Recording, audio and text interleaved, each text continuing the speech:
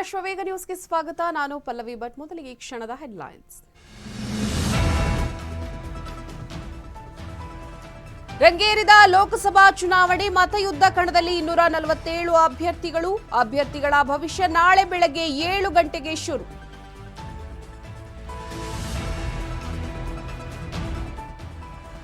ಗ್ಯಾರಂಟಿಯಿಂದ ಕೈ ಅಧಿಕಾರಕ್ಕೆ ಬಂದಿಲ್ಲ. ಆಡಳಿತ ವಿರೋಧಿ ಅಲೆಯಿಂದ ಕಾಂಗ್ರೆಸ್ ಬಂತು. ರಾಜ್ಯ ಸರ್ಕಾರದ ವಿರುದ್ಧ ಅಣ್ಣಾಮಲೈ ವಾಗ್ದಾಳಿ.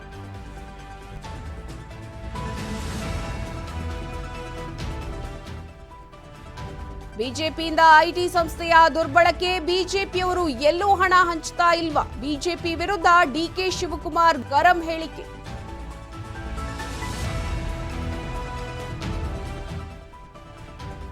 ಬಹುಕೋಟಿ ಮಹಾದೇವ್ ಬೆಟ್ಟಿಂಗ್ ಆಪ್ ಹಗರಣ.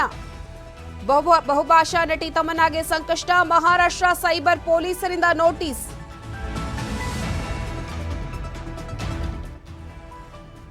ಅಮೇಥಿ ರಾಯ್ಬರೇಲಿ ಟಿಕೆಟ್ ಘೋಷಿಸಿದ ಹೈಕಮಾಂಡ್. ರಾಯ್ಬರೇಲಿಯಿಂದ ಪ್ರಿಯಾಂಕಾ ಸಮ್ಮತಿ. ಕಾಂಗ್ರೆಸ್ ಸಿಇಸಿ ಸಭೆಯಲ್ಲಿ ಅಂತಿಮ ನಿರ್ಧಾರ.